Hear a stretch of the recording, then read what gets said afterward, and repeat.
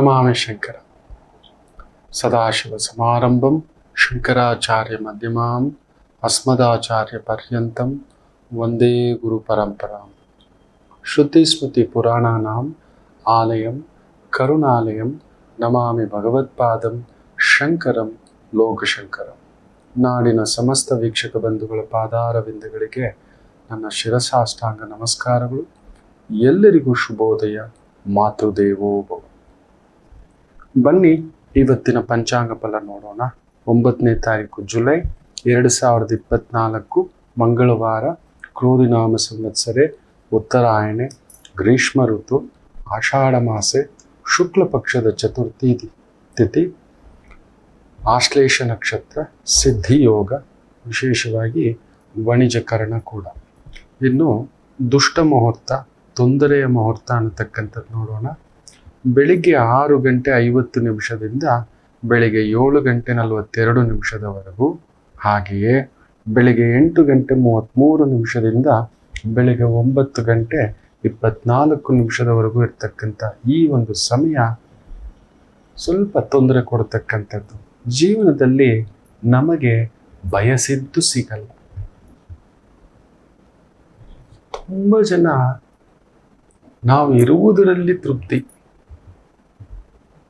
ಜಗತ್ತಿನಲ್ಲಿಯೇ ಅತ್ಯಂತ ಸುಖ ಪುರುಷ ಯಾರು ಅಂತ ಒಂದು ಪ್ರಶ್ನಾಮಾಲಿಕೆಯಲ್ಲಿ ಧರ್ಮರಾಯರು ಹೇಳ್ತಾರೆ.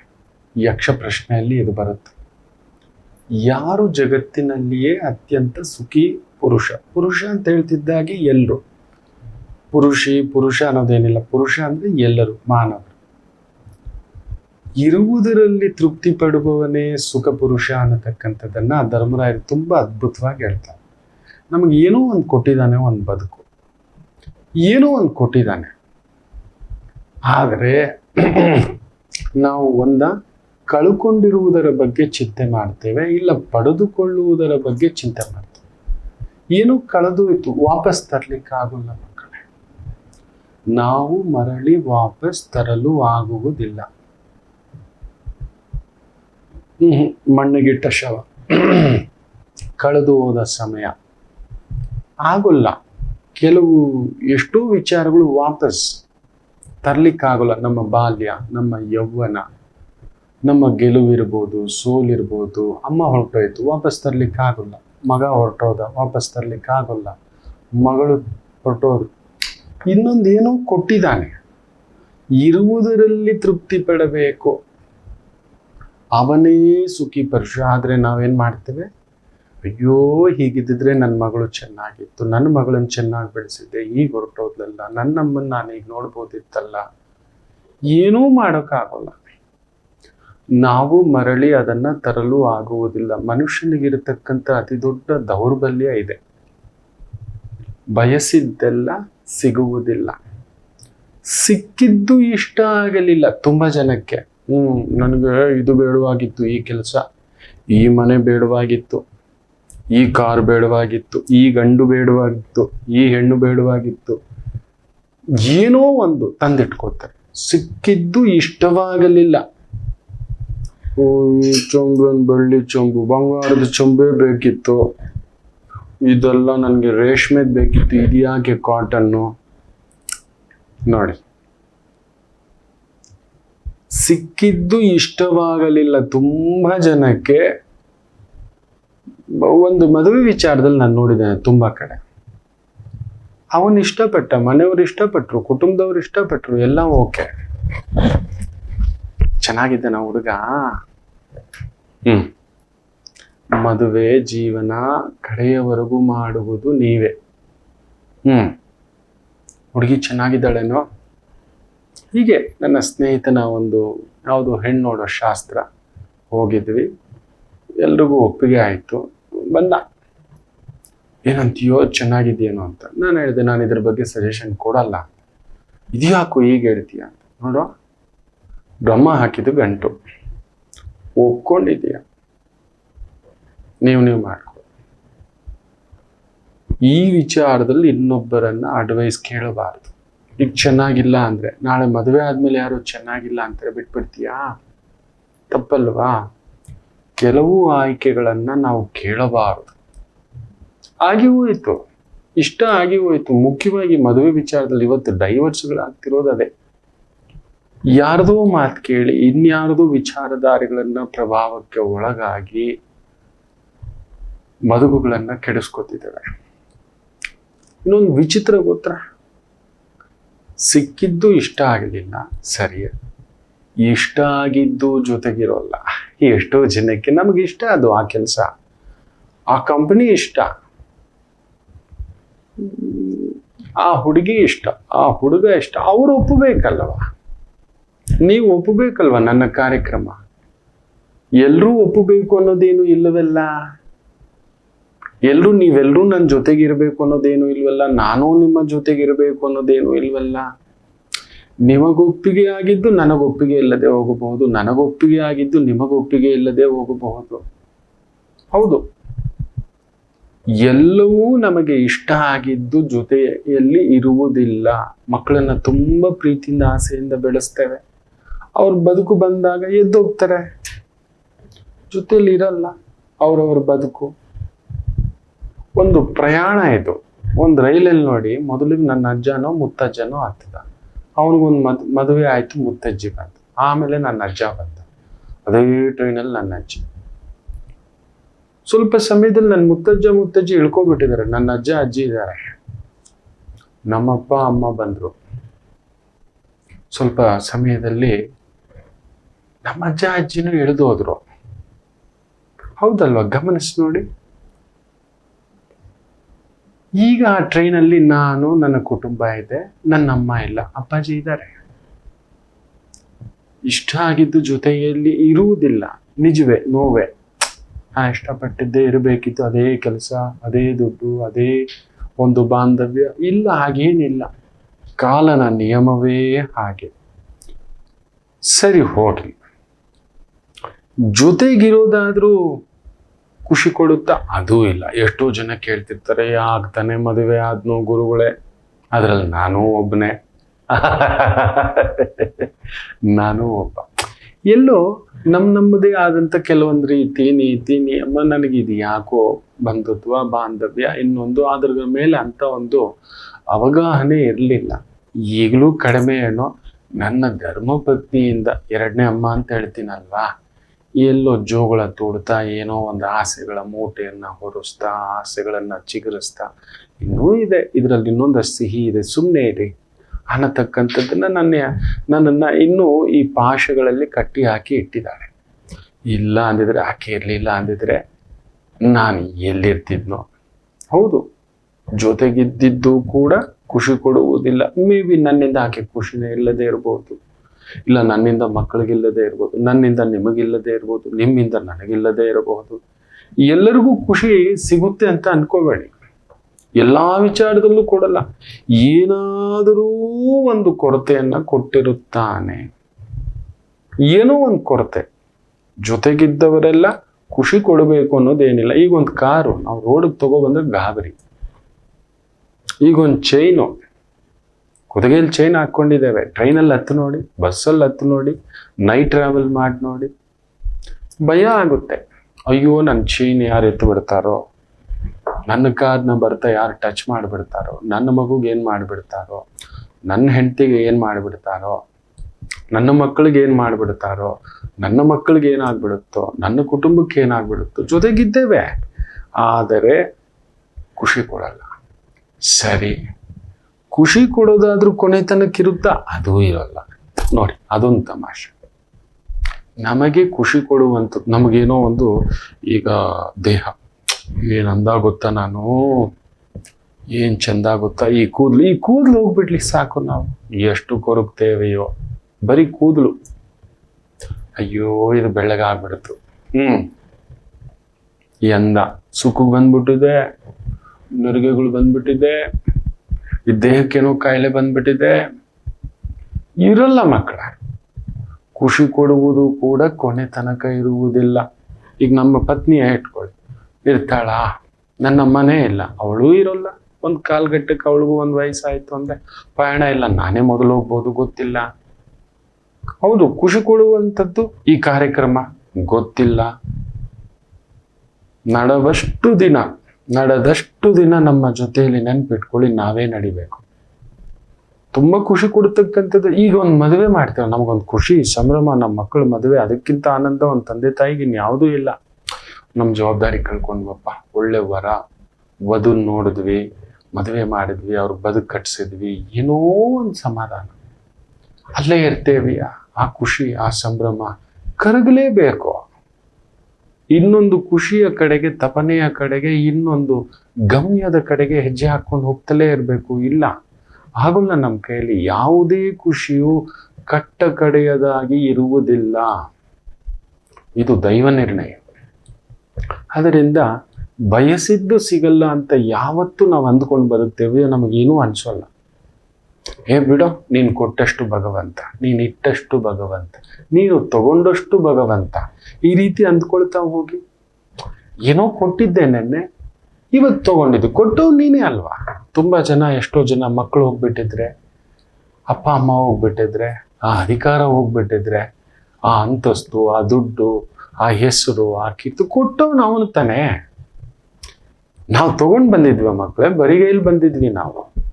ನಮಗೆ ಗೊತ್ತಿತ್ತ ಇಂಥ ಒಂದು ಬಂಧುತ್ವ, ಇಷ್ಟು ಲಕ್ಷಾಂತರ ಜನ ನನ್ನ ಕಾರ್ಯಕ್ರಮಕ್ಕೆ ನೀವು ನನ್ನ ಬಂಧುಗಳಾಗಿ, ಆತ್ಮೀಯರಾಗಿ, ಅಮ್ಮಂದಿರಾಗಿ, ಅಣ್ಣಂದಿರಾಗಿ, ಸೋದರಿಯರಾಗಿ, ಸ್ನೇಹಿತರಾಗಿ, ಆತ್ಮಬಂಧುಗಳಾಗಿ ನಾನು ನೆನೆಸಿರ್ಲಿಲ್ಲ.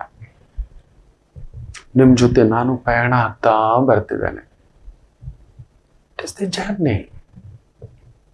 ಬಯಸಿದ್ದು ಸಿಗೋಲ್ಲ, ಗೊತ್ತಿಲ್ಲ ಎಷ್ಟು ದಿನ ನಡೆಸ್ತಾನೋ. ಬಂತ ಹೆಸರು, ತಗೊಂಡಿದ್ದವನೇ. ಬಂತು ದುಡ್ಡು, ತಗೊಂಡಿದ್ದವನೇ. ಯಾವುದೋ ಒಂದು ಮಗು ಕೊಟ್ಟ, ಕೆಲವರಿಗೆ ಅಕಾಲಿಕ ಮರಣ ಆಗ್ಬಿಡುತ್ತೆ. ಹೌದು, ಯಾವುದೋ ರೀತಿ ಅಕಾಲಿಕ ಅಷ್ಟೇ. ತಂದೆ ತಾಯಿಯ ಮುಂದುಗಡೆ ಮಕ್ಕಳು ಹೋಗ್ಬಿಟ್ರೆ ಅದು ಜೀವನ ಪರ್ಯಂತ ಚಟ್ಟಕ್ಕಿಡುವವರೆಗೂ ನಮ್ಮನ್ನು ಸುಡುತ್ತೆ. ನಿಜವೇ, ಪುತ್ರ ಶೋಕಂ ನಿರಂತರಂ ಅಂತ ದೊಡ್ಡವರು ಹೇಳ್ತಾರೆ. ಕೆಲವರಿಗೆ ಅಧಿಕಾರ ಶೋಕಂ, ಕೆಲವರಿಗೆ ಅಂತಸ್ತು ಶೋಕಂ, ಕೆಲವರಿಗೆ ದಾಂಪತ್ಯ ಶೋಕಂ. ಏನೋ ಒಂದು ಶೋಕ ಇಟ್ಟಿರ್ತಾನೆ. ಬರೋಕ್ ತಗೊಂಡು ಬಂದಿಲ್ಲ, ಅವನು ಕೊಟ್ಟಿದ್ದು, ಅವನು ತಗೊಂಡಿದ್ದು. ಜಗನ್ನಾಟಕ ಸೂತ್ರಧಾರ ನಮಗೆ ಕೊಟ್ಟಿದ್ದವನೇ. ಹೆಸರು ಅವನೇ, ಕೀರ್ತಿಯೂ ಅವನೇ, ಪ್ರತಿಷ್ಠೆಯೂ ಅವನೇ, ಸುಕೀರ್ತಿಯೂ ಅವನೇ, ದುಷ್ಕೀರ್ತಿಯೂ ಅವನೇ ಕೊಟ್ಟಿದ್ದು. ಯಾಕೆ ತಲೆ ಕೆಡಿಸ್ಕೋಬೇಕು? ಕೊಟ್ಟವನೇನಪ್ಪ. ನನ್ನನ್ನು ಪ್ರಚೋದನೆ ಮಾಡಿ ನನಗೊಂದು ಗಮ್ಯಕ್ಕೆ ಕರ್ಕೊಂಡು ಬಂದು, ನನಗೊಂದು ಸ್ಥಾನಕ್ಕೆ ಕರ್ಕೊಂಡು ಬಂದು, ನೀನೇ ಮಾಡಿಸಿದ್ದು, ನೀನೇ ಮಾಡಿಸಿದ್ದು. ಯಾಕೆ ತಪನೆ ಹಾಕೋತೀರಿ? ಯಾಕೆ ಕಂಪಿಸ್ತೀರಿ? ಮಗಳ ಮದುವೆನೇ ಆಗಲಿಲ್ಲ, ಮಗಳಿಲ್ಲ ಅಂತ ಎಷ್ಟು ಜನ ಇದ್ದಾರೆ ಗಮನಿಸಿ ನೋಡಿ. ನನ್ನ ಮಗಳು ಹೊಟ್ಟೋಗ್ಬಿಟ್ಲು ಗುರುಗಳೇ ಅಂತ ಅಳ್ತಿರತಕ್ಕಂಥವ್ರು ಎಷ್ಟೋ ಜನ ಇದ್ದಾರೆ ನಮ್ಮ ಸುತ್ತಮುತ್ತ. ನಮಗೆ ಒಂದು ಕಾಲು ಚಪ್ಪಲಿ ಇಲ್ಲ ಅಂತ ಕೊರಗ್ತೀವಲ್ವ. ಯಾರಾದರೂ ಒಂದು ಕಾಲು ಇಲ್ಲದವರನ್ನ ನೋಡಿ, ಅಯ್ಯೋ ಭಗವಂತ ನನಗೆ ಚಪ್ಪಲಿ ಅಷ್ಟೇ ಕೊಟ್ಟಿಲ್ಲ, ಕಾಲು ಚೆನ್ನಾಗಿಟ್ಟಿದ್ದಾನೆ. ಹೌದಲ್ವಾ? ಎಷ್ಟೋ ಜನಕ್ಕೆ ನಾವು ಚಪ್ಪಲಿ ಇಲ್ಲ ಅಂತ ಕೊರಗ್ತೀವಿ. ಈ ಚಪ್ಪಲಿ ಆಗ್ಬೇಕಿತ್ತು, ಆ ಚಪ್ಪಲಿ ಆಗ್ಬೇಕಿತ್ತು, ಈ ಬ್ರ್ಯಾಂಡ್ ಆಗ್ಬೇಕಿತ್ತು. ನಿಜವೇ, ಕೊಟ್ಟಿಲ್ಲ. ಆದರೆ ನಮ್ಗೊಳ್ಳೆ ಕಾಲು ಕೊಟ್ಟಿದ್ದಾನೆ. ಇದನ್ನ ನೆನಪಲ್ಲಿ ಇಟ್ಕೊಂಡು ಮುಂದಕ್ಕೆ ಹೆಜ್ಜೆ ಹಾಕಿ ಮಕ್ಕಳೇ. ಒಂದು ಪುಟ್ಟು ವಿರಾಮ ತಗೊಂಡು ವಾಪಸ್ ಬರೋಣ. ಮಾತೃದೇವೋ ಭವ. ನಮಾಮಿ ಶಂಕರ. ನನ್ನ ಪ್ರೀತಿಯ ಆಧ್ಯಾತ್ಮಿಕ ಬಂಧುಗಳೇ, ಪ್ರತಿಯೊಬ್ಬರ ಜೀವನದಲ್ಲೊಂದು ಕೆಲವೊಂದು ಪ್ರಶ್ನೆಗಳಿರುತ್ತೆ. ಉತ್ತರವಿಲ್ಲದ ಪ್ರಶ್ನೆಗಳಿಲ್ಲ. ಅಂಥದ್ದೊಂದು ಸಮಸ್ಯೆ ಇದೆಯಾ? ಜ್ಯೋತಿಷ್ಯ ಮುಖೇನ ಹಾಗೂ ಆಧ್ಯಾತ್ಮಿಕ ಮುಖೇನ ನಿಮ್ಮ ಪ್ರಶ್ನೆಗಳಿಗೊಂದು ಪುಟ್ಟ ಸಮಾಧಾನ. ಈ ಕೂಡಲೇ ಕೆಳಗಿನ ಸಂಖ್ಯೆಗೆ ಕರೆ ಮಾಡಿ, ಇಲ್ಲವೇ ವಾಟ್ಸಪ್ ಮಾಡಿ, ಹಾಗೂ ನಮ್ಮ ನಮಾಮಿ ಶಂಕರ ಯೂಟ್ಯೂಬ್ ಚಾನೆಲ್ ಮುಖಾಂತರವೂ ಕೂಡ ಸರಳ ಪರಿಹಾರವನ್ನು ತಾವು ವೀಕ್ಷಿಸಿ ಹಾಗೂ ಪಡೆಯಬಹುದು. ನಮಾಮಿ ಶಂಕರ. ನಮಾಮಿ ಶಂಕರ. ಭಗವಂತ ನಮ್ಮ ಸೃಷ್ಟಿಯಲ್ಲೇ ಕೆಲವೊಂದು ಅದ್ಭುತ ರೇಖೆಗಳನ್ನ ನಮಗೆ ಕೊಟ್ಟಿದ್ದಾನೆ. ಅದು ತೋರಿಸುತ್ತೆ ನಮ್ಮ ಶಕ್ತಿ, ನಿಕ್ಷಕ್ತಿ, ಬಲಾಬಲಗಳು, ಒಳ್ಳೆಯದು ಕೆಟ್ಟದ್ದು ಎಲ್ಲ ಇದರಲ್ಲಿ ಎಲ್ಲೋ ಅಡಿಗೆ ಕುಳಿತಿದ್ದಾವೆ ಮಕ್ಕಳು. ಏನು ಮಾಡೋದು? ಕೆಲವರ ದೌರ್ಭಾಗ್ಯ ಅಂತ ಹೇಳ್ಬೋದು, ಕೆಲವರು ಕೈಯೇ ಕೊಟ್ಟಿರಲ್ಲ ಭಗವಂತ, ಆದರೂ ಸಾಧಕರಾಗಿ ನಿಂತಿರ್ತಾರೆ. ಕೆಲವರು ಕೇಳ್ತಾರೆ, ಗುರುಗಳೇ ಕೈಯೇ ಇಲ್ವಲ್ಲ. ಅವ್ರಿಗೆ ಹೀಗೆ ಯಾವುದೋ ಒಂದು ದೈವಶಕ್ತಿಯೇ ನಿಂತಿರುತ್ತೆ. ದೈವಶಕ್ತಿಯೇ ನಿಂತಿರುತ್ತೆ. ಪ್ರಕೃತಿಯ ಒಂದು ವಿಶಿಷ್ಟತೆ, ವೈಶಿಷ್ಟ್ಯತೆ. ನಾನು ಪ್ರೊಫೆಸರ್ ಕೃಷ್ಣೇಗೌಡರ ಒಂದು ಮಾಲಿಕೆಯನ್ನು ಒಮ್ಮೆ ಕೇಳ್ತಿದ್ದೆ. ಅವರು ಒಂದು ಅಂಧ ಹುಡುಗನನ್ನ ಭೇಟಿ ಮಾಡ್ತಾರೆ. ಇದೇ ಮೈಸೂರಿನ ಒಂದು 50 ಕಿಲೋಮೀಟರ್ ಆಸುಪಾಸಲ್ಲಿ. ಆ ಹುಡುಗನಿಗೆ ಹುಟ್ಟ ಅಂಧ, ಕಣ್ ಕಾಣಿಸೋಲ್ಲ. ಎಷ್ಟು ಅದ್ಭುತ ಅಂದ್ರೆ 100 ಮನೆಗಳಿದೆಯಂತೆ. ಪ್ರತಿ ಮನೆ, ಪ್ರತಿ ದಾರಿ, ಎಲ್ಲವೂ ಆತನಿಗೆ ಗೊತ್ತಿದೆಯಂತೆ. ತುಂಬ ಬಾರಿ ಪರೀಕ್ಷೆ ಮಾಡಿದ್ದಾರೆ. ಇದೇನಿದು ವಿಚಿತ್ರ. ಗಾಡೀಲಿ ಹೋಗ್ತಾ, ಬಾಪ ಅಲ್ಲವರೆಗೂ ಹೋಗೋಣ ಒಂದು ಜಾಗಕ್ಕೆ ಅಂತ. ಹೋಗ್ತಾ ಸ್ವಲ್ಪ ಹೇಳ್ತೀಯಪ್ಪ ಏನೇನು ಸಿಗುತ್ತೆ ಅಂದ್ರೆ, ತೋಟ, ಯಾರದೋ ಮನೆ, ಆ ಒಂದು ಕಲ್ಯಾಣಿ, ಪ್ರತಿಯೊಂದನ್ನು ಕಣ್ಣಿಗೆ ಅಚ್ಚು ಹೊಡೆದ ಹಾಗೆ ಹೇಳ್ತಕ್ಕಂಥದ್ದಂತೆ. ನೋಡಿ, ಗಾಡೀಲಿ ಹೋಗ್ತಾ ನಮಗೆ ಕಣ್ಣಿರೋರೇ ನಮಗೇನೋ ಕಾಣದಾಗ ನಡ್ಕೋತೇವೆ. ಇದುವೇ ಪ್ರಕೃತಿಯ ಶಕ್ತಿ ಮಕ್ಕಳೇ. ಪ್ರಕೃತಿ ಒಂದು ವಿಸ್ಮಯ. ನಮಗದರ ಬಗ್ಗೆ ಅವಗಾಹನೆ ಇಲ್ಲ ಅಷ್ಟೇ. ನಮಗದಕ್ಕೆ ತಲೆಬಾಗೋ ಶಕ್ತಿ ಇಲ್ಲ ನಮಗಷ್ಟೇ. ಹೌದು, ಅಂಥದ್ದೇ ಒಂದು ವಿಸ್ಮಯಗಳ ಒಂದು ಮಾಲಿಕೆ ನಮ್ಮ ಹಸ್ತದಲ್ಲಿ ಇಟ್ಟಿದ್ದಾನೆ. ತುಂಬ ಜನ ನನಗೆ ಶ್ರೀಮಂತಿಕೆ ಇರುತ್ತಾ, ಶ್ರೀಮಂತಿಕೆ ಅನ್ನುವುದಕ್ಕಿಂತ ನನಗೆ ಬೇಕಾದಷ್ಟು ದುಡ್ಡು, ಹಣಕಾಸು ವ್ಯವಸ್ಥೆ ಇರುತ್ತೇನಾ. ಕೆಲವರು ಹೇಳ್ತಿದ್ರು, ನಾನು ಲಕ್ಷಾಧೀಶ್ವರ ಆಗ್ತೇನಾ ಗುರುಗಳ, ಲಕ್ಷಗಳಲ್ಲಿ ಬದುಕ್ತೇನ. ಇವತ್ತೆಲ್ಲರೂ ಲಕ್ಷಗಳಲ್ಲಿ ಇದ್ದಾರೆ. ಹೌದು, ಅದೊಂದು 20-25 ಸಾವಿರ ರೂಪಾಯಿ ದುಡಿತೇವೆ ಅಂತ ಹೇಳಿದ್ರೆ ವರ್ಷಕ್ಕೆ 2.5 3 ಲಕ್ಷ ದುಡಿತಿದ್ದೇವೆ, ಲಕ್ಷಾಧೀಶ್ವರ ಅಂತಾನೆ. ಸ್ವಲ್ಪ ಬುದ್ಧಿ, ಶಕ್ತಿ, ಆಲೋಚನಾ ಪರಿಧಿ ಏನಾದರೂ ಒಂದು ಹಾಕ್ಕೊಂಡ್ರೆ ಉಳಿಸ್ಕೋಬೋದು ನಾವು. ಒಂದು 10 ವರ್ಷದಲ್ಲಿ ಕಡಿಮೆ ಅಂದ್ರೆ ಒಂದು 10 ಲಕ್ಷ, ಇನ್ನೂ ಕೆಲವರು 20 ಲಕ್ಷದವರೆಗೂ ಸೇವಿಂಗ್ ಮಾಡ್ತಾರೆ. ಇನ್ನೂ ಕೆಲವರು 30 ಲಕ್ಷದವರೆಗೂ ಸೇವಿಂಗ್ ಮಾಡೋರು ಬರೀ 30,000 ಸಂಬಳದಲ್ಲೇ ಮಾಡ್ಕೊಳ್ಳೋಂಥವ್ರು ಇದ್ದಾರೆ. ಇವತ್ತೇನಾಗ್ಬಿಟ್ಟಿದೆ, 30,000 ಸಂಬಳಕ್ಕೆ ನಾವು 60,000 ಕಮಿಟ್ಮೆಂಟ್. ಒಂದು ಕಾರ್ ಬೇಕು, ಒಂದು ಬೈಕ್ ಬೇಕು, ಒಂದು 2 BHK ಹೌಸ್ ಬೇಕು, ಏನೇನೋ ಮಾಡಿ ಇಟ್ಕೊಬಿಟ್ಟಿದ್ದಾರೆ. ಮನೆಗೆ ಅವಶ್ಯಕತೆ ಇಲ್ಲ ಫ್ರಿಡ್ಜ್ ಬೇಕು, ಅವಶ್ಯಕತೆ ಇಲ್ಲ ವಾಷಿಂಗ್ ಮೆಷಿನ್ ಬೇಕು, ಅವಶ್ಯಕತೆ ಇಲ್ಲ ದೊಡ್ಡ ದೊಡ್ಡ ಸೋಫಾ, ದೊಡ್ಡ TV. ಅಳತೆಗೆ ಮೀರಿದ ಖರ್ಚು ಮಾಡಿಕೊಂಡು ನಾನು ದುಡ್ಡು ಉಳಿಸ್ಲಿಕ್ಕೆ ಆಗಲಿಲ್ಲ ಗುರುಗಳೇ ಅಂತಾರೆ. ನಿಮ್ಮ ಆಲೋಚನೆಯ ಪರಿಧಿಗೆ ಬಿಟ್ಟಿತ್ತು. ಆದರೂ ಭಗವಂತನ ಈ ವಿಸ್ಮಯದಲ್ಲಿ ಒಂದು ತ್ರಿಶೂಲ ಚಿಹ್ನೆ. ತ್ರಿಶೂಲ ಹೆಂಗಿರುತ್ತೆ ಅಂತ ಗೊತ್ತಿದೆ ಅಲ್ವಾ? ಒಂದು ಯು ಹಾಕೊಳ್ಳಿ, ಸೆಂಟ್ರಲ್ ಒಂದು ಗೆರೆ ಹಾಕೊಳ್ಳಿ, ಹೌದಲ್ವಾ? ಆ ಗೆರೆ ಕೆಳಗಡೆ ಬಂದಿರಬೇಕು ಅಂತ ಹೇಳ್ತಾರೆ. ಆ ಥರದ್ದು ತ್ರಿಶೂಲ ಚಿಹ್ನೆ ನಿಮ್ಮ ಈ ಅಂಗುಷ್ಟ, ಈ ಒಂದು ವಾಯು ಬೆರಳು ಅಂತ ಏನು ಹೇಳ್ತೇವೆ, ಗುರು ಬೆರಳು ಅಂತ ಏನು ಹೇಳ್ತೇವೆ, ಈ ರೀತಿ ಮಡಚಿದಾಗ ಇಲ್ಲಿ ನೋಡಿ, ಇಲ್ಲೊಂದು ತ್ರಿಶೂಲ ಬರುತ್ತೆ. ತ್ರಿಕಾಲದಲ್ಲಿಯೂ ನಿಮಗೊಂದು ಸಹಾಯ ಬರುತ್ತೆ. ಹೇಗಾದರೂ ಎಲ್ಲಿಯಾದರೂ ಅನ್ನಕ್ಕೆ ತೊಂದರೆ ಬರುವುದಿಲ್ಲ. ಈ ಬೆರಳನ್ನು ಹಿಂಗೆ ಮಡಚಿ ಈ ಹೆಬ್ಬೆರಳಿಂದ ಈ ಥರ ಹಿಡ್ಕೊಂಡ್ರೆ ಇಲ್ಲೊಂದು, ನನಗೂ ಗೊತ್ತಿಲ್ಲ, ನನ್ನ ಗುರುಗಳು ಮಾತಾಡುವಾಗ ಅವರು ಗಮನಿಸೋದು ಜಾಸ್ತಿ. ಗಮನಿಸು ಅಂತ ಹೇಳೋದು. The biggest strength of a guru. ಅವರನ್ನು ಗಮನಿಸು. ಅವರ ಮೂಗು, ಅವರ ಕಣ್ಣು, ಅವರ ಹುಬ್ಬು, ಅವರ ಕೈ, ಅವರ ಬೆರಳುಗಳು. ನೆನ್ನೆ ಕೂಡ ನನ್ನ ಸ್ನೇಹಿತ ಡೆಲ್ಲಿಯಿಂದ ಬಂದಿದ್ದ, ಮಾತಾಡ್ತಿದ್ದಾನೆ. ತುಂಬ ವರ್ಷಗಳ ಒಂದು ಗೆಳೆತನ, ಕಾಲೇಜ್ ಗೆಳೆತನ.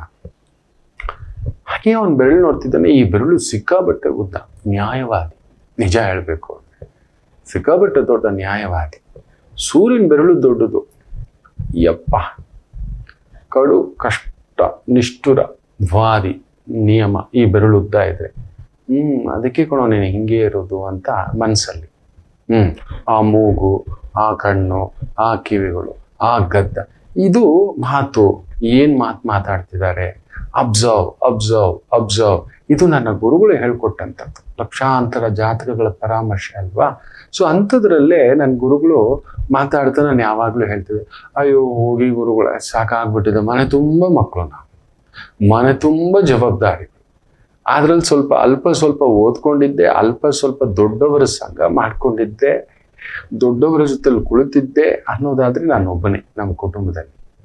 ಯಾವುದೋ ದೈವ ಶಕ್ತಿ. ಅದಕ್ಕೆ ಅವ್ರು ಹೇಳೋರು, ನಿನ್ನ ಅಂಗೈಯಲ್ಲಿ ತ್ರಿಮೂರ್ತಿ ಇದೆ, ತ್ರಿಶೂಲ ಇದೆ ಬಿಡು, ದೊಡ್ಡವ್ರ ಸಂಘ ಸಿಗುತ್ತೆ, ಯಾರೋ ದೊಡ್ಡವ್ರು ನೆರಳು ಕೊಡ್ತಾರೆ, ಗಮ್ಯ ಕೊಡ್ತಾರೆ, ಗಮನ ಕೊಡ್ತಾರೆ, ಒಂದು ನಿನ್ನನ್ನು ಹೇಗಾದ್ರೂ ಕಾಪಾಡಿಸ್ಬೇಕು. ಎಲ್ಲಿದೆ ಗುರುಗಳೇ ಅಂತ ಹೇಳ್ತಾರೆ. ನೋಡಿ ನನ್ನು ಅಂತ ಹೇಳಿದ್ರೆ ನೋಡಿ, ಹೀಗಂದ್ರೆ ಇಲ್ಲೊಂದು ಮೇಲಕ್ಕೆ ಬರುತ್ತೆ, ಈ ಕಡೆ ಒಂದು ಬರುತ್ತೆ, ಈ ಕಡೆ ಒಂದು ಬರುತ್ತೆ, 3 ರೇಖೆ ಸಮಾನಾಂತರವಾಗಿ. ಅದರಲ್ಲೂ ಈ ಮೇಲಿನ ರೇಖೆ ತುಂಬಾ ದೊಡ್ಡದಿದೆ, ಉದ್ದಕ್ಕಿದೆ ನೋಡಿ, ಈ ರೀತಿ ಉದ್ದ ಇರಬೇಕು. ಪಕ್ಕದಲ್ಲಿ ತ್ರಿಶೂಲದಲ್ಲಿ ನೋಡಿ, ಮಧ್ಯದ ಆ ಒಂದು ತ್ರಿಶೂಲಾಕೃತಿಯಲ್ಲಿ ಮಧ್ಯದ ಆ ರೇಖೆ ಬಂದು ಉದ್ದ ಇರುತ್ತೆ.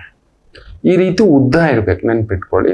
ಇವೆರಡು ಪಕ್ಕದಲ್ಲಿರ್ತಕ್ಕಂಥವು ಸ್ವಲ್ಪ ಚಿಕ್ಕದಿರಬೇಕು. ಈ ರೀತಿ ಇದ್ದರೆ, ತ್ರಿಶೂಲಾಕೃತಿಯ ಈ ಒಂದು ಚಿಹ್ನೆ ಇದ್ದರೆ 100% ಹೇಳ್ತಾನೆ, ನಿಮಗೊಂದು ಶಿವಭಾವ. ಎಲ್ಲಿದ್ದರೂ ಊಟಕ್ಕೆ, ಬಟ್ಟೆಗೆ, ವ್ಯವಸ್ಥೆಗೆ, ಗೌರವಕ್ಕೆ ಕೊರತೆ ಬರುವುದಿಲ್ಲ. ಅಲ್ಲೊಂದು ಜಾಗೃತ ಅವಸ್ಥಾ ಇಡುತ್ತಾನೆ ಶಿವಯ್ಯ ಅನ್ನತಕ್ಕಂಥ ಮಾತು ಗುರುಗಳು ಹೇಳೋರು ನಿಜವೇನು. ಎಲ್ಲಿ ಹೋದ್ರು, ಹೇಗೋದ್ರು, ಎಲ್ಲಿದ್ರು, ಏನ್ ಮಾಡಿದ್ರು ಸ್ವಲ್ಪ ಜಾಗೃತಿ ಇದೆ. ಆದ್ರೂ ಸ್ವಲ್ಪ ತುಂಬಾ ದಡ್ಡ ನಾನು, ಎಷ್ಟೋ ವಿಚಾರಗಳಲ್ಲಿ ಮೋಸ ಹೋಗಿದ್ದೇನೆ. ಆದರೆ ನನಗೇ ಗೊತ್ತಿಲ್ಲದೆ ಯಾವುದೋ ಒಂದು ಜಾಗೃತ ಅವಸ್ಥೆ.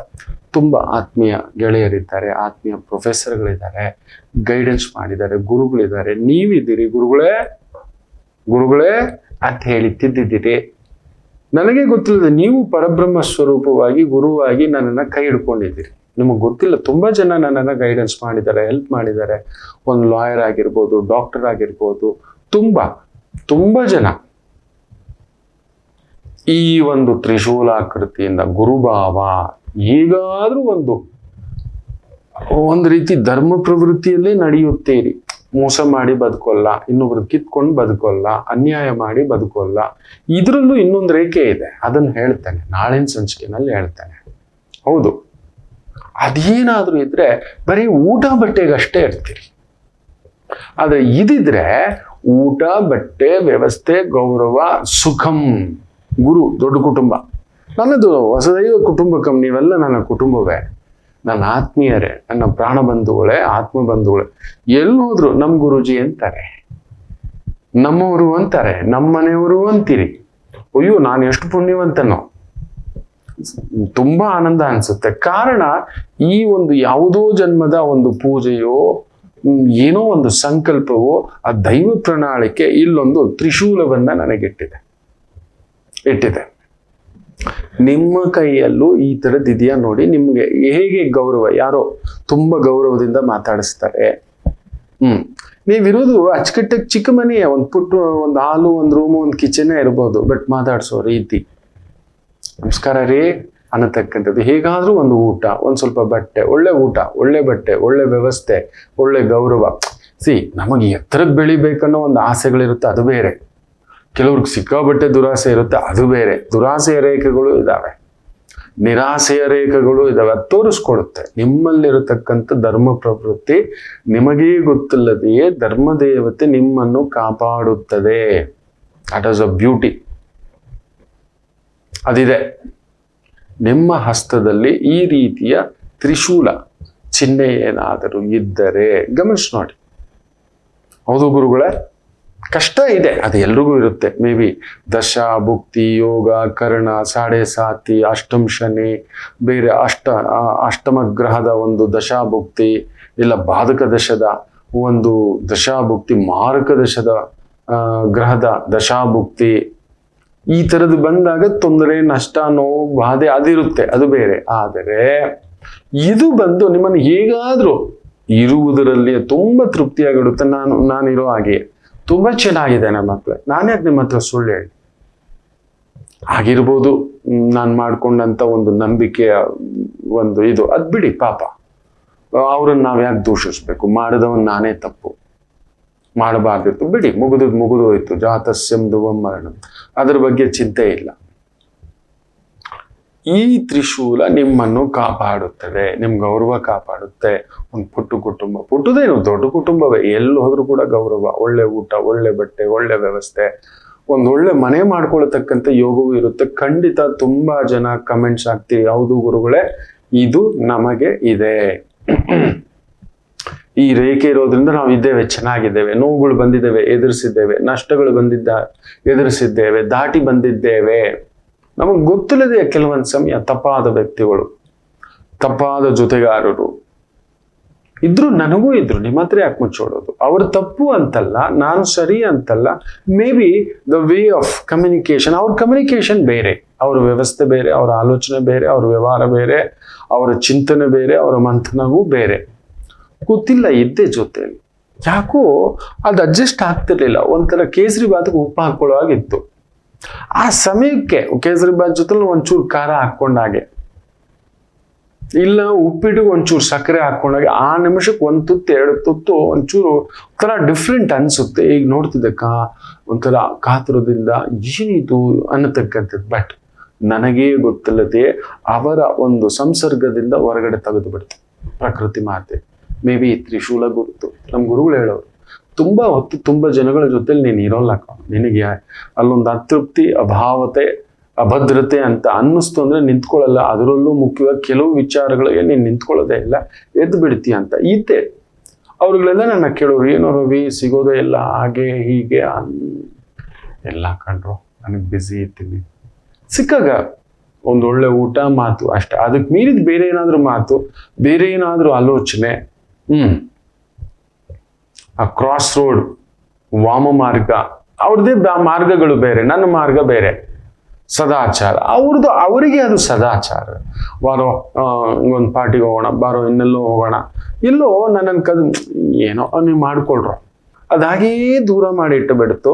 ಖಂಡಿತ ನಿಮ್ಮ ಜೀವನದಲ್ಲಿ ಆ ಥರ ಆಗಿರುತ್ತೆ ನೋಡಿ. ನಿಮಗೇ ಗೊತ್ತಿಲ್ಲದೆ ತಪ್ಪಾದ ವ್ಯಕ್ತಿಗಳು, ತಪ್ಪಾದ ಪ್ರಭಾವಗಳು, ತಪ್ಪಾದ ವ್ಯವಹಾರಗಳು, ತಪ್ಪಾದ ನಷ್ಟಗಳು ಅಲ್ಲಿ ಆಗ್ತಿರ್ಬೇಕಾದ್ರೆ ನಿಮಗೇ ಗೊತ್ತಿಲ್ಲದೆ ಅಲ್ಲಿಂದ ತೆಗೆದು ಹೊರಗಡೆ ಹಾಕಿರುತ್ತೆ. ಹೌದೋ ಅಲ್ವೋ? ಎಷ್ಟು ಜನ ಕಮೆಂಟ್ ಮಾಡ್ತೀರಿ? ಈ ಒಂದು ತ್ರಿಶೂಲ ಚಿಹ್ನೆಗೋಸ್ಕರ ಕಾಯ್ತಿರ್ತಾನೆ. ಆಯ್ತು, ಒಂದು ಪುಟ್ಟ ವಿರಾಮ ತಗೊಂಡು ವಾಪಸ್ ಬರೋಣ. ಮಾತೃದೇವೋ ಭವ. ನಮಾಮಿ ಶಂಕರ. ನನ್ನ ಪ್ರೀತಿಯ ಆಧ್ಯಾತ್ಮಿಕ ಬಂಧುಗಳೇ, ಪ್ರತಿಯೊಬ್ಬರ ಜೀವನದಲ್ಲೊಂದು ಕೆಲವೊಂದು ಪ್ರಶ್ನೆಗಳಿರುತ್ತೆ, ಉತ್ತರವಿಲ್ಲದ ಪ್ರಶ್ನೆಗಳಿಲ್ಲ. ಅಂಥದ್ದೊಂದು ಸಮಸ್ಯೆ ಇದೆಯಾ? ಜ್ಯೋತಿಷ್ಯ ಮುಖೇನ ಹಾಗೂ ಆಧ್ಯಾತ್ಮಿಕ ಮುಖೇನ ನಿಮ್ಮ ಪ್ರಶ್ನೆಗಳಿಗೊಂದು ಪುಟ್ಟ ಸಮಾಧಾನ. ಈ ಕೂಡಲೇ ಕೆಳಗಿನ ಸಂಖ್ಯೆಗೆ ಕರೆ ಮಾಡಿ, ಇಲ್ಲವೇ ವಾಟ್ಸಪ್ ಮಾಡಿ, ಹಾಗೂ ನಮ್ಮ ನಮಾಮಿ ಶಂಕರ ಯೂಟ್ಯೂಬ್ ಚಾನೆಲ್ ಮುಖಾಂತರವೂ ಕೂಡ ಸರಳ ಪರಿಹಾರವನ್ನು ತಾವು ವೀಕ್ಷಿಸಿ ಹಾಗೂ ಪಡೆಯಬಹುದು. ನಮಾಮಿ ಶಂಕರ. ನಮಾಮಿ ಶಂಕರ. ಕಾಯ್ತಿದ್ದೀರಿ ಇವತ್ತಿನ ದಿನ ಭವಿಷ್ಯಕ್ಕೆ ಯಾರ್ಯಾರ ಅಂಗೈಯಲ್ಲಿ ಈ ಒಂದು ತ್ರಿಶೂಲಾಕೃತಿಯ ಚಿಹ್ನೆ ಇದೆ? ನಾನು ನೋಡ್ಬೇಕು. ನಿಮ್ಮಲ್ಲ ತೃಪ್ತ ಭಾವ ಭಗವಂತ ನಿಮಗೇ ಗೊತ್ತಿಲ್ಲದೆ ಯಾರು ಒಳ್ಳೆ ಸ್ನೇಹಿತರು, ಒಳ್ಳೆ ಬಂಧು, ಒಳ್ಳೆ ಆತ್ಮ ಬಂಧು, ಒಳ್ಳೆಯ ಗೆಳೆಯನೋ, ಒಳ್ಳೆ ಕುಟುಂಬನೋ ಖಂಡಿತ ಇರುತ್ತೆ, ಆಗಿರುತ್ತೆ. ತೃಪ್ತಿಯಾಗಿದ್ದೇವೆ ಗುರುಗಳೇ, ಸಮಾಧಾನವಾಗಿದ್ದೇವೆ ಗುರುಗಳೇ. ಆರೋಗ್ಯ, ಅನಾರೋಗ್ಯ, ನಷ್ಟ, ಲಾಭ ಅದೆಲ್ಲ ಬಿಡಿ, ನಿಮ್ಮನ್ನು ನಿಮ್ಮ ಸ್ಥಾಯಿಯಲ್ಲಿ ನಿಲ್ಲಿಸಿಟ್ಟಿರುತ್ತದೆ. ನೋಡೋಣಂತೆ ಎಷ್ಟು ಜನ ಮೆಸೇಜ್ ಹಾಕ್ತೀರಿ ಅಂತಕ್ಕಂಥದ್ದು. ಈ ಒಂದು ಕಡಿಮೆ ಅಂದ್ರೂ 30 ವರ್ಷಗಳ ಈ ಜರ್ನಿಯಲ್ಲಿ, ಕಡಿಮೆ ಅಂದ್ರೂ ಒಂದು 10 ಲಕ್ಷ ಜಾತಕಗಳ ಪರಾಮರ್ಶೆಯಲ್ಲಿ ಅದೊಂದು ಆತ್ಮತೃಪ್ತಿ. ನಿಮಗೊಂದು ನಿಮ್ಮ ಹಂಗೆಯಲ್ಲಿ ಇಂಥದ್ದೊಂದು ಶಕ್ತಿ ಇದೆ ಅಂತ ತಿಳಿಸ್ಕೊಡ್ಲಿಕ್ಕೆ ನನಗೂ ಒಂದು ಭಗವಂತ ಕೊಟ್ಟಿರುವಂತ ಯೋಗ. ಮೇಷರಾಶಿ. ಆಶ್ಲೇಷ ನಕ್ಷತ್ರ ಆಗಿರುವುದರಿಂದ ಚಂದ್ರ ಬುಧನ್ಸಾರದಲ್ಲಿದ್ದು ಬುಧ ಅಲ್ಲೇ ಇದ್ದಾನೆ. ಶನಿಯ ಭಾವದಲ್ಲಿರೋದ್ರಿಂದ technical line, management line, customer service, adviser, ಈ ಥರದ್ದು ಮಾತು, ಮಧ್ಯವರ್ತಿ ವೃತ್ತಿಗಳು, ಕಮಿಷನ್ ಏಜೆಂಟ್ ವೃತ್ತಿಗಳು, ಇಂತಹದಕ್ಕೆ ಸಂಬಂಧಪಟ್ಟಂತ ವೃತ್ತಿ ಉದ್ಯೋಗದಲ್ಲಿರ್ತಕ್ಕಂಥವರಿಗೆ ವಿಶೇಷ ಅಭಿವೃದ್ಧಿಯನ್ನ ಕಾಣತಕ್ಕಂಥ ಒಂದು ದಿನ. ವೃಷಭ ರಾಶಿ. 3ನೇ ಮನೆಯಲ್ಲಿ ಚಂದ್ರ ಬುಧನ್ಸಾರ. ಸ್ವಲ್ಪ ಬಂಧುಗಳ ನೋವು, ಮಿತ್ರರ ನೋವು, ಆತ್ಮೀಯರ ನೋವು, ಮಕ್ಕಳ ವಿಚಾರದಲ್ಲಿ ಏನಾದ್ರು ಟೆನ್ಷನ್, ತಲೆಗೇನೋ ಹತ್ತಿಸ್ಕೊತೀರಿ, ಹುಳ ಬಿಟ್ಕೋತೀರಿ. ಏನೋ ಇದು ನಾವು ಹಾಗೆ ಬುಧ ಇರ್ಲಾರ್ದೆ ಇರುವೆ ಬಿಟ್ಕೊಂಡಂತ ನೋಡಿ. ಆಷಾಢದಲ್ಲಿ ಯಾಕೆ ಮದುವೆ ಆಗ್ಬಾರ್ದು ಅಂತ ತುಂಬಾ ಜನ ಕೇಳಿದ್ದಾರೆ. ಆಷಾಢ ಮಾಸದ ಬಗ್ಗೆ ಮಾತಾಡ್ಬೇಕಾದ್ರೆ ಮದುವೆ ಮಾಡಬಹುದು ಮಕ್ಕಳೇ, ಮಾಡಬಹುದು. ಇಲ್ಲ, ನಾನು ಆಗ್ಲೇ ಹೇಳಿದ್ನಲ್ಲ ಹಿಂದಿನ ಸಂಚಿಕೆಯಲ್ಲೇ, ಅಲ್ಲೆಲ್ಲೋ ಈ ಒಂದು ಗಾಳಿ ಕಾಟ. ಸೊ ಆ ಮಗು ಗಾಳಿ ತರ ಚೈತ್ರ ಮಾಸದಲ್ಲಿ ಹುಟ್ಟಿದಾಗ ತಾಯಿಗೂ ಕಷ್ಟ ಆಗುತ್ತೆ, ಬರೋ ಮಗುಗೂ ಕೂಡ ಒಳಗಡೆ ಬಿಸಿಲು. ನೋಡಿ, ನಾವು ಚೈತ್ರ ಮಾಸದಲ್ಲಿ ನಡೆದಂಥದ್ದು ಈ ಮಾರ್ಚ್ ಏಪ್ರಿಲ್ ಎಷ್ಟು ಜನ ಸತ್ತಿದ್ದಾರೆ ಬಿಸಿಲಿಗೆ. ಇಷ್ಟಕ್ಕೂ ಮೆಕ್ಕಾ ಒಂದು ಪ್ರವಾಸಕ್ಕೆ ಹೋಗಿ ಕೂಡ ಆ ಬಿಸಿಲಿನ ಜಳಕ್ಕೆ ಸಾವಿರಾರು ಮಂದಿ ತೀರ್ಕೊಂಡಿದ್ದಾರೆ. ಭಗವಂತನ ದರ್ಶನದಲ್ಲೂ ಕೂಡ ಪ್ರಕೃತಿ ಬಿಡೋದಿಲ್ಲ, ಭಗವಂತ ಕೂಡ ಚಿಕ್ಕವನ ಪ್ರಕೃತಿ ಮಾತೆ ಮಾಡಲಿ. ಸೊ ಅಂತ ಒಂದು ಚೈತ್ರ ಮಾಸದಲ್ಲಿ ಮಗು ಹುಟ್ಟಿದ್ರೆ ತಾಯಿ ಮಗುವಿಗೆ ಇಬ್ಬರು ಬಸವಳೆದು ಬಿಡ್ತಾರೆ, ಚಿತ್ತಾಗ್ಬಿಡ್ತಾರೆ ಅಂತ ಒಂದು. ಎರಡನೇದು, ಯಾವಾಗ ಮಳೆ ಬರುತ್ತೋ ಗೊತ್ತಿಲ್ಲ, ಯಾವಾಗ ಬಿಸಿಲು ಬರುತ್ತೋ ಗೊತ್ತಿಲ್ಲ. ಮದುವೆಗೆಲ್ಲ ತಯಾರಿ ಮಾಡ್ಕೊಂಡಿದ್ದೀವಿ, ಜೊಯ್ಯೋ ಅಂತ ಮಳೆ ಬಂದ್ಬಿಟ್ರೆ ಬರ್ತಿರೋರು ಶುಭ ಕಾರ್ಯಕ್ಕೆ ಬೈಕೋತಾರೆ. ಇವನು ಯಾವನೋ ಇಂಥ ಮುಹೂರ್ತ ಇಟ್ಟವನೇ ನಮ್ಮನ್ನ ಮಳೆ, ಅಕಾಲಿಕ ಮಳೆ. ಏನಾಗುತ್ತೆ, ಶಾಪಗ್ರಸ್ತರಾಗ್ತಾರೆ. ಆಷಾಢ ಮಾಸದಲ್ಲಿ ಮದುವೆ ಆಗತಕ್ಕಂಥ ದಂಪತಿಗಳು, ಮಾಡಿದವರು, ಮಾಡಿಸಿದವರು, ಮಾಡ್ಕೊಂಡವರು, ಮೂವರಿಗೂ ಶಾಪಗಳೇ. ದಿಢೀರ್ ಮಳೆ ಬರ್ತಿದ್ರೆ ನಾವು ಬರ್ತಿದ್ದೀವಿ, ಸ್ವಯಂ ಅಂತ ಎಲ್ಲಿ ಆ ಟ್ರಾಫಿಕ್ ಜಾಮ್, ಇನ್ನೆಲ್ಲೋ ಹಿಂದೆಲ್ಲ ಸಿಕ್ಕಾಬಟ್ಟೆ ಗದ್ದೆಗಳು, ಕೃಷಿಯನ್ನೇ ನೆಚ್ಚಿಕೊಂಡಂಥ ಕುಟುಂಬಗಳು, ಎಲ್ಲೋ ಮನೆಗಳಲ್ಲಿ ಮದುವೆ, ತೋಟಗಳಲ್ಲಿ ಒಂದು ಸಣ್ಣ ಜಾಗ ಮಾಡ್ಕೊಂಡು ಒಂದು ಮದುವೆ ಮಾಡೋರು, ಒಂದು ಮಂಟಪ ಮಾಡಿಕೊಂಡು ಬನ್ನಿ ಎಲ್ರು ಅಂತ. ಈ ಅಕಾಲಿಕ ಮಳೆ ಬಂದ್ರೆ ಆ ಗದ್ದೆ, ಆ ಕಚ್ಚೆ, ಆ ಕೊಚ್ಚೆ, ಲಚ್ಚ ಪಚ್ಚ ಹೆಂಗ್ ಬರೋದು ಹೇಳಿ? ಬೈಕೊಂಡು ಬರ್ತೀವಿ. ಏನೋ ಬರ್ಲಿಲ್ಲ, ನಾವು ಮದುವೆಗೆ ಬರ್ಲಿಲ್ಲ ಅಂದ್ರೆ ಬೈಕೋತಾರೆ. ನೋಡು, ಇವನ್ ಮದುವೆಗೆ ನಾವು ಬಂದಿದ್ವಿ. ನೋಡಿ, ಇದೊಂದು ಧರ್ಮಸಂಕಟ. ನಮ್ಮ ವೈದಿಕ ಪರಂಪರೆಯಲ್ಲಿ ಭರತಖಂಡದಲ್ಲಿ ಆ ಥರದ ನಿಯಮವೇ. ನಮ್ಮ ಮಗಳು ಮದುವೆಗೆ ಬಂದಿದ್ದ, ಹೋಗ್ಬೇಕು. ನನ್ನ ಅಣ್ಣನ ಮದುವೆಗೆ ಬಂದಿದ್ದ, ತಮ್ಮನ ಮದುವೆಗೆ ಬಂದಿದ್ದ, ಒಳ್ಳೇದಕ್ಕೆ ಬಂದಿದ್ದ, ಕೆಟ್ಟದಕ್ಕೆ ಬಂದಿದ್ದ, ಹೋಗ್ಲೇಬೇಕು. ಇರೋದು ಒಬ್ಬಳೇ ಮಗಳು, ಒಬ್ಬನೇ ಮಗ. ಹಿಂಗೆಲ್ಲ ಇಟ್ಕೊಂಡು ಕೂತು ಬಿಟ್ಟಿದ್ದೀವಿ. ಮಳೆ ಬಿಸಿಲು ಅಂತೆಲ್ಲ ನೋಡಲ್ಲ. ಅಯ್ಯೋ, ನನ್ನ ಮನೆಯಲ್ಲಿ ನೋಡ್ಬೇಕು, ನಮ್ಮ ಕುಟುಂಬದಲ್ಲಿ ಒಂದು ಹೆಣ್ಮಗು ಇದೆ. ಯಾವಾಗ ಕೇಳಿದ್ರು ಭಾವ ಮದ್ವೆಗೆ ಹೋಗಿದೆ, ಭಾವ ಈ ಬೀಗ್ ರೂಟಕ್ಕೆ ಹೋಗಿ, ಭಾವ ನಾಮಕರಣ, ಭಾವ. ಅಯ್ಯೋ, ನನ್ನಮ್ಮ ನೀನು ನನ್ಗೆ ಹೇಳಲೇಬೇಡ. ನಮ್ಮ ಮಾವಯ್ಯನಿಗೆ ಹೇಳ್ಬಿಟ್ಟಿದೆ, ಅಷ್ಟು ದೊಡ್ಡ ಕುಟುಂಬ. ಅಯ್ಯೋ ಮಾವಯ್ಯ ಬಂದು ನಮ್ದು ದೊಡ್ಡ ಕುಟುಂಬ, ನೀನ್ ಬಂದಾಗೆಲ್ಲ ಹೇಳ್ತಾ ಇದ್ರೆ ಆ ಮಗು ಹಿಂಗ್ ಮುಖ ಮಾಡ್ಕೊಳ್ಳುತ್ತೆ. ನನ್ನ ಹೆಂಡತಿ, ನನ್ನ ಧರ್ಮಪತ್ನಿ, ನಿನ್ನ ಮಗಳೆಲ್ಲ ನನ್ನ ಧರ್ಮಪತ್ನಿ, ಹೋಗಕ್ಕಾಗ್ದಿರ, ಇರ್ಲಿಕ್ಕಾಗ್ದೆ ಇಲ್ಲಿ ವಯಸ್ಸಾದವ್ರು ಇದ್ದಾರೆ, ನೋಡೋದು, ಮಾಡೋದು, ಇಡೋದು ತುಂಬಾ ಇದೆ. ನೀವು ನೋಡಿದ್ರೆ ವಾರಕ್ಕೆ 2 ಪತ್ರಿಕೆಗಳು ತರ್ತಿದ್ದೀರಿ. ಆ ನಾಮಕರಣ ಅಂತೆ, ಈ ಬ್ರಹ್ಮ ಉಪದೇಶ ಅಂತೆ, ತಗೊಳ್ಳಿ, ಸೀಮಂತ ಅಂತೆ, ಮದುವೆಗಳಂತೆ, ಗೃಹ ಪ್ರವೇಶಗಳಂತೆ. ಅಯ್ಯಪ್ಪ, ವಾರಕ್ಕೆ 2-3 ಯಾವ್ದಕ್ಕೆ ಹೋಗೋದು, ಯಾವ್ದಕ್ ಬಿಡೋದು? ನಾನು ಹೇಳಿದೆ, ಅಯ್ಯೋ ನಮ್ಮ ಕೈಯಲ್ಲಿ ಆಗಲ್ಲ, ನನಗಿದು ಓಡೋ ರಭಸದಲ್ಲಿ ಆಗ ಒಂದು ಒಳ್ಳೆ ಯಾವುದೋ ಒಂದು ಸಂಸ್ಥೆನಲ್ಲಿ ಕೆಲಸ, ಎಲ್ರಿಗೂ 8 ಅವರ್ ಅಂದ್ರೆ ನನಗೆ 20 ಗಂಟೆ ಕೆಲಸ ಅಂಥದ್ದಾಗ್ಬಿಟ್ಟಿತ್ತು. ಸ್ಯಾಟರ್ಡೆ ಸಂಡೇ ಆಗ ಮಾತ್ರ ವೈದಿಕವಾಗಿ ಕುತ್ಕೊಬಿಡ್ತಿದ್ದೆ ಜ್ಯೋತಿಷ್ಯ, ಬೇರೆ ದಿನಗಳಲ್ಲಿ ಸಮಯವೇ ಇಲ್ಲ. ಆಗಲ್ಲ ಮಾವಯ್ಯ, ದಯಮಾಡಿ, ನಾನು ತುಂಬಾ ದೊಡ್ಡದಿದೆ, ನಮ್ಮನೆದೇ ಇದೆ ಅಂದ್ರೆ ಮಾತ್ರ ತಗೊಬನ್ನಿ ಅಂತ ಹೇಳ್ತೀನಿ. ಹೇಳೇ ಬಿಟ್ಟಿದ್ದೆ ಆ ಜೀವಕ್ಕೆ. ಒಂಥರ ನನ್ನ ಕಟುಕನೇ. ಅದೇ ಹೇಳ್ತಿರ್ತೀನಲ್ವಾ, ರಾವಣಾಸುರ ಅಂತ ನಾನು. ಪಾಪ ತಂದೆ ಜೀವ ಏನೂ ಹೇಳಿಲ್ಲ, ಪುಣ್ಯಾತ್ಮ, ಏನೂ ಮಾತಾಡಿಲ್ಲ ಅವತ್ತಿಗಷ್ಟೇ. ನಮ್ಮಮ್ಮ ನಮ್ಮ ಮುಖ ನೋಡೋರು. ಅವ್ರ ತಂದೆ ಬಂದಿದ ತಕ್ಷಣ ಅವ್ರ ತಾಯಿನೋ ಅವ್ರ ಮಾವನೋ ಇನ್ನೊಬ್ರು ಬಂದು ಪತ್ರಿಕೆ, ಆ ಮದುವೆ ಈ ಮದುವೆ ಅಂದ್ರೆ ನನ್ನ ಮುಖ ನೋಡೋರು. ಯಾಕಂದ್ರೆ ಮಲಗಿರೋ ಜೀವ, ನೋಡೋರು ಯಾರು, ಇಡೋರು ಯಾರು, ಮಾಡೋರು ಯಾರು, ಮನೆ ತುಂಬಾ ಮಕ್ಕಳು, ಇನ್ನೊಂದು ಹಿಂಗೆ ಎದ್ದು ಹೋಗ್ತಿದ್ರೆ ನನ್ನ ಕೆಲಸ ಕಾರ್ಯ ಬಿಟ್ಟು ಹೋಗ್ಲಿಲ್ಲ. ಅವಳೊಬ್ಬಳನ್ನ ಪಾಪ ಕಳ್ಸೋಕ್ಕಾಗಲ್ಲ.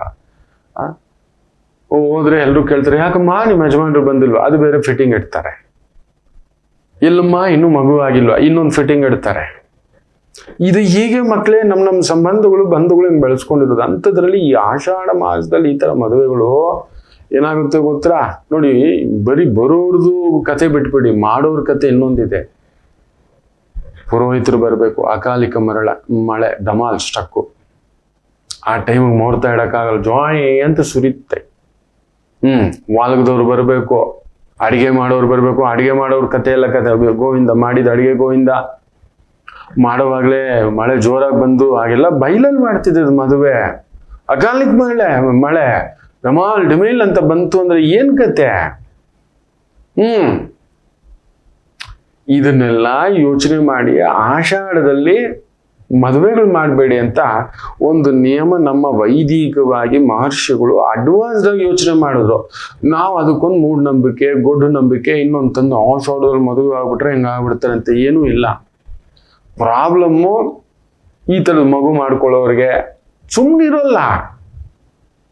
ಅಯ್ಯಯ್ಯೋ, ನೆನ್ಪಿಟ್ಕೊಳ್ಳಿ, ಮನುಷ್ಯ ಮಾತ್ರ ನಿತ್ಯಕಾಮಿ, ಪ್ರತಿ ಕ್ಷಣ ಅವನು. ಪಶು ಪಕ್ಷಿ ಪ್ರಾಣಿಗಳಿಗೆ ಒಂದು ವರ್ಷದಲ್ಲಿ 1 ಬಾರಿ 2 ಬಾರಿಗೆ ಮಾತ್ರ ಬೆದೆಗೆ ಬರ್ತವೆ, ಅವುಗಳಿಗೆ ಕಾಮೋತ್ಪತ್ತಿ ಆಗುತ್ತೆ.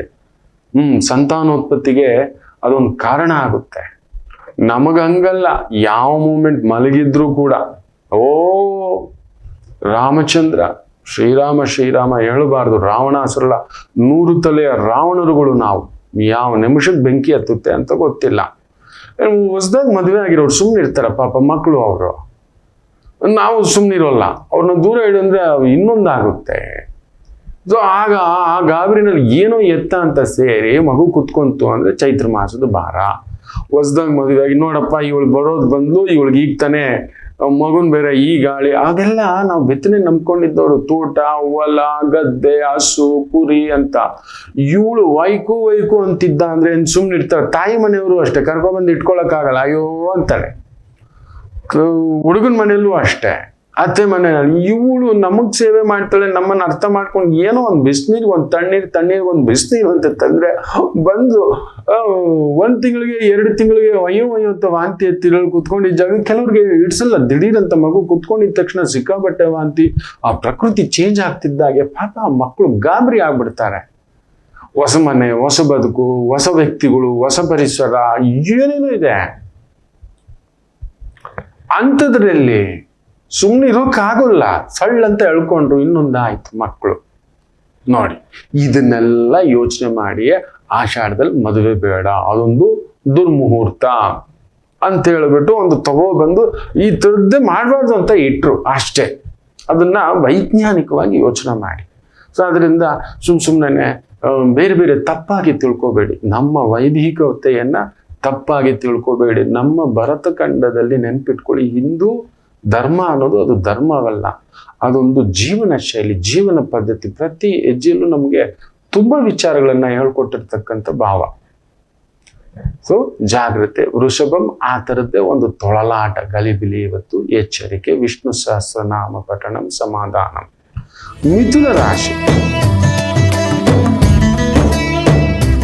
ಚೆನ್ನಾಗಿದೆ. ಕಲಾವೇದಿಕೆ, ಟೆಕ್ನಿಕಲ್ ಲೈನ್ ಅಲ್ಲಿ ಇದ್ದೀರಿ, ಮಾಧ್ಯಮ ಪ್ರಪಂಚದಲ್ಲಿದ್ದೀರಿ, ಅದ್ಭುತವಾದಂಥ ಪ್ರಗತಿ. ನೋಡಿ, ಒಂದು ಮಾಧ್ಯಮ ಅಂತ ಹೇಳ್ತಿದ್ದ ಹಾಗೆ ಬರವಣಿಗೆ ಇರ್ಬೋದು, ಲೇಖನ ಇರ್ಬೋದು, ಪುಸ್ತಕ ಇರ್ಬೋದು, ಇಲ್ಲ ಸಂಕಲನ ಇರ್ಬೋದು, ಚಿತ್ರಗೀತೆ ಇರಬಹುದು, ಹಾಡುಗಾರಿಕೆ ಇರಬಹುದು, ಕಲಾರಂಗ ಇರಬಹುದು, ಇವುಗಳೆಲ್ಲದಕ್ಕೂ ಸಂಬಂಧಪಟ್ಟಂತ ಉದ್ಯೋಗ, ವೃತ್ತಿ, ಕೆಲಸ ಕಾರ್ಯಗಳು ಚೆನ್ನಾಗಿದೆ. ಇನ್ನು ಕರ್ಕಾಟಕ ರಾಶಿ, ಬುಧ ನಿಮ್ಮನೇಲೇ ಇದ್ದಾನೆ, ಚಂದ್ರನು ಬುಧನ ಸಾರದಲ್ಲೇ ಇರೋದ್ರಿಂದ ಸ್ವಲ್ಪ ಮಾಡುತ್ತಿರುವ ಕೆಲಸ ಕಾರ್ಯಗಳಲ್ಲಿ ಗಲಿಬಿಲಿಗಳಾಗ್ತಕ್ಕಂಥದ್ದು ಆಗುತ್ತೆ. ಇದು ಮಾಡು, ಅದು ಮಾಡು, ಎಲ್ಲ ಒಂದೇ ಸಲ ಹೇಳ್ಕೊಳಕ್ ಹೋಗ್ಬಿಡ್ತೀರಿ. ಸ್ಟೆಪ್ ಬೈ ಸ್ಟೆಪ್ 1 by 1 ಮಾಡಲಿಕ್ಕೆ ಒಂದು ಪ್ರಯತ್ನ ಮಾಡ್ತಕ್ಕಂಥದ್ದು ಮಾಡಿ. ಒಂದೊಂದೇ ಕೆಲಸ ಒಂದಾದ್ಮೇಲೆ ಇನ್ನೊಂದು ಅನ್ನತಕ್ಕಂಥದಕ್ಕೆ ಹೆಜ್ಜೆ ಇಡಿ. ಅದ್ಭುತ ಆಗ್ತಕ್ಕಂಥದ್ದು ಆಗುತ್ತೆ, ಏನು ತೊಂದರೆಗಳಿಲ್ಲ. ಸಿಂಹರಾಶಿ ಮಾತ್ರ ಸ್ವಲ್ಪ ಬುದ್ಧಿ ಕೆಡಿಸುತ್ತೆ. ಆ ಕೆಲಸ, ಈ ಕೆಲಸ, ಅದು ನೋಡು, ಇದು ನೋಡು, ಅದು ಮಾಡು, ಇದು ಸರಿಯಾ, ಅದು ಸರಿಯಾ, ತೀರಾ ಗೊಂದಲಗಳನ್ನ ಉಂಟು ಮಾಡತಕ್ಕಂಥದ್ದಾಗುತ್ತೆ. ಬುಧನ್ ಬುದ್ಧಿಯಂ ಕೆಡಪಾನ್. ಸೊ ಇವತ್ತು ನಿಮ್ಮ ಮಾತಾಗಲಿ, ಆಲೋಚನೆ ಆಗಲಿ, ಚಿಂತನೆ ಆಗಲಿ ಎಲ್ಲ ಒಂಥರ ಕಲಸು ಮಲೋಗರ ಆಗೋದ್ರಿಂದ ತುಂಬಾ ದೊಡ್ಡ ಕೆಲಸಗಳು, ದೊಡ್ಡ ವ್ಯವಹಾರಗಳು ಮಾಡ್ಲಿಕ್ಕೆ ಹೋಗ್ಬೇಡಿ. ಇರೋದನ್ನ ನಿಭಾಯಿಸಿ, ಅದನ್ನು 4 ಜನರ ಹತ್ರ ಕೇಳಿ ಮಾಡಿ. ಕನ್ಯಾ ರಾಶಿ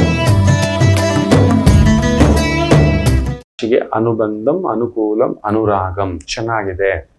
ಬಂಧು ಮಿತ್ರರು, ಆತ್ಮೀಯರು, ಸ್ನೇಹಿತರು, ಕುಟುಂಬ, ಕಳೆದು ಹೋದ ಮಾನ, ಕಳೆದು ಹೋದ ಮರ್ಯಾದೆ, ಕಳೆದು ಹೋದ ದುಡ್ಡು, ಕಳೆದು ಹೋದ ಗೌರವ ಇವುಗಳನ್ನ ಪಡೆಯತಕ್ಕಂಥ ಅದ್ಭುತ ಅವಕಾಶಗಳು. ಯಾವ ಕೆಲಸ ಮಾಡಿದ್ರು ಅನುಕೂಲ ಆಗುತ್ತೆ. ಇನ್ನು ವಿಶೇಷವಾಗಿ ತುಲಾ ರಾಶಿ, ಉದ್ಯೋಗದಲ್ಲಿ ಒಂಚೂರು ತಟಸ್ಥ ಭಾವ ಬರುತ್ತೆ. ಅವ್ರು ಕೊಡೋದಿಷ್ಟೇ, ಹೌದು ಒಪ್ಕೊಂಡಾಯ್ತು. ಈಗ ನನ್ನ ಕಾರ್ಯಕ್ರಮ ಅಷ್ಟೂ ಜನ ಲೈಕ್ಸು, ಕಮೆಂಟ್ಸು ಅಂತ ಕೊಡಲ್ಲ. ಕೆಲವೊಂದು ಸಮಯ ಇರ್ಲಿ, ನಾನು ಒಪ್ಪಿಕೊಂಡಾಯ್ತು ಕಾರ್ಯಕ್ರಮ ಮಾಡ್ತಾನೆ ಅಂತ. I should not expect from the opposite.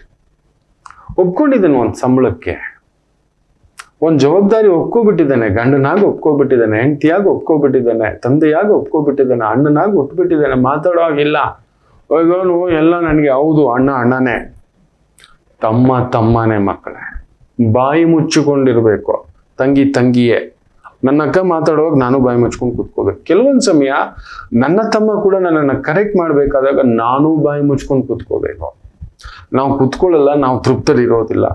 This was not right, that was not right. ಇವತ್ತು ತುಲಾ ರಾಶಿ ಆ ಥರದನ್ನು ನಾಟ್ ರೈಟ್ ನಾಟ್ ರಾಂಗ್ ಅನ್ಕೊಂಡೆ ಎಲ್ಲ ಕೆಲಸ ಅರ್ಧಂಬರ್ಧ ಮಾಡ್ಕೋತೀರಿ. ರೈಟು ಬೇಡ, ರಾಂಗು ಬೇಡ, ಸುಮ್ಮನೆ ನಿಮ್ಮ ಕೆಲಸ ಏನು ಗೊತ್ತಿದೆಯೋ ಅದನ್ನ ಅಚ್ಚುಕಟ್ಟಾಗಿ ಮಾಡ್ಕೊಂಡು ಹೋಗಿ ನೆಮ್ಮದಿ. ವೃಶ್ಚಿಕ ರಾಶಿ ತುಂಬಾ ಚುರುಕು, ತುಂಬಾ ಕ್ಯಾಲ್ಕುಲೇಷನ್, ವ್ಯವಹಾರ ಬದ್ಧರಾಗಿ ಅನುಕೂಲಸ್ಥರಾಗಿ ನಡೆಸ್ಕೊಂಡು ಹೋಗ್ತಕ್ಕಂಥದ್ದು ಆಗುವುದು. ಚೆನ್ನಾಗಿದೆ, ಹೌದು. ಕಮಿಷನ್ ಬುಧ ಬಂದು ಒಂಥರ ಚಿಕ್ಕ ಚಿಕ್ಕ ವ್ಯವಹಾರ, ಚಿಕ್ಕ ಚಿಕ್ಕ ಲೆಕ್ಕಾಚಾರ, ಚಿಕ್ಕ ಚಿಕ್ಕ ಕಮಿಷನ್, ಚಿಕ್ಕ ಚಿಕ್ಕ ಇನ್ಕಮ್ ಅಂತ ಹೇಳ್ತೇವೆ. ಆ ತರದ ವೃತ್ತಿ ಉದ್ಯೋಗ ಅದ್ಭುತ ಪ್ರಗತಿ ಕೊಡತಕ್ಕಂಥದ್ದು ಆಗುತ್ತೆ. ಧನುಸು ರಾಶಿ ಅಷ್ಟಮದಲ್ಲೇ ಬುಧ, ಅಷ್ಟಮದಲ್ಲೇ ಚಂದ್ರ, ಹುಷಾರಾಗಿದೆ. ಸಪ್ತಮಾಧಿಪತಿ ಅಷ್ಟಮ, ಅಷ್ಟಮಾಧಿಪತಿ ಅಷ್ಟಮ, ಷಷ್ಠಾಧಿಪತಿ ಅಷ್ಟಮ. ಗ್ಯಾರಂಟಿ ಇವತ್ತು ನಿಮಗೆ ಗೊತ್ತೋ ಗೊತ್ತಿಲ್ಲದೆ ಏನಾದ್ರೂ ಒಂದು ಧನ ನಷ್ಟವೋ, ಏನಾದ್ರೂ ಮಾನ ನಷ್ಟವೋ, ವಾಕ್ ನಷ್ಟವೋ, ಬುದ್ಧಿ ನಷ್ಟವೋ, ಒಂಥರ ವಿಪರೀತ ಲೆಕ್ಕಾಚಾರಕ್ಕೆ ಹಾಕ್ಬಿಟ್ಟು ಏನೋ ಮಾಡೋಕೆ ಹೋಗಿ 10 ರೂಪಾಯಿ ಬರೋದಕ್ಕೆ ಹೋಗಿ 100 ರೂಪಾಯಿ ಕಳ್ಕೊಂಡ್ರು ಅನ್ನುವಂಥದ್ದು ಏನಾದ್ರೂ ವ್ಯವಹಾರ, ವ್ಯಾಪಾರ, ಉದ್ಯೋಗ ಈ ಥರದೊಂದು ಆಗ್ತಕ್ಕಂಥದ್ದು ಇರುತ್ತೆ. ಹುಷಾರಾಗಿ ಹ್ಯಾಂಡಲ್ ಮಾಡಿ. ಬುಧ ಅಷ್ಟಮದಲ್ಲಿದ್ರೆ ವಿಪರೀತ ಬುದ್ಧಿ, ಅದನ್ನು ನಾವು ವಿನಾಶಕಾಲೆ ಅಂತ ಹೇಳ್ತೀವಿ. ವಿಪರೀತ ಬುದ್ಧಿ ಇದ್ರೆ ಅದನ್ನ ಮ್ಯಾಥಮೆಟಿಕ್ಸ್ಗೆ ಉಪಯೋಗಿಸ್ಬೇಕು. ಹೌದು, ವಿಪರೀತ ಬುದ್ಧಿ ಸ್ಟ್ರಾಟಜಿಗೆ ಉಪಯೋಗಿಸ್ಕೋಬೇಕು, ಪ್ಲಾನಿಂಗಿಗೆ ಉಪಯೋಗಿಸ್ಕೋಬೇಕು, ಗೈಡೆನ್ಸ್ಗೆ, ಟೀಚಿಂಗಿಗೆ. ಇಂಥ ವೃತ್ತಿ ರಂಗದಲ್ಲಿರೋರು ಪರವಾಗಿಲ್ಲ. ಅದು ಬಿಟ್ಟು ಬೇರೆ ಏನಾದ್ರು ಚಿಲ್ಲರೆ ಕೆಲಸ, ಇನ್ನೊಂದು ದೊಡ್ಡ ಕೆಲಸ ಅಂದ್ರೆ ದೊಡ್ಡದಾಗ ಆಗ್ಬಿಡುತ್ತೆ. ಹುಷಾರು. ಮಕರ ರಾಶಿ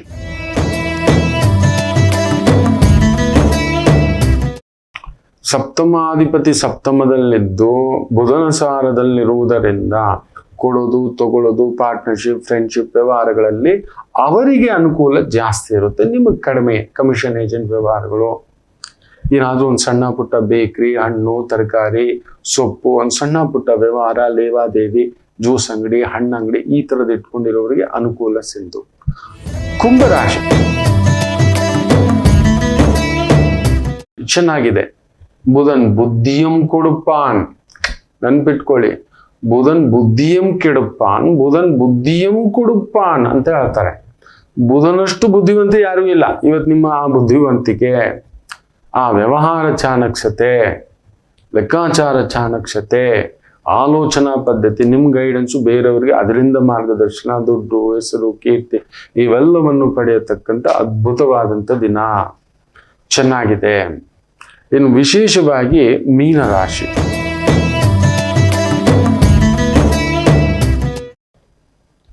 ಬುಧ ಪಂಚಮದಲ್ಲಿ, ಚಂದ್ರ ಬುಧನ ಸಾರದಲ್ಲಿ.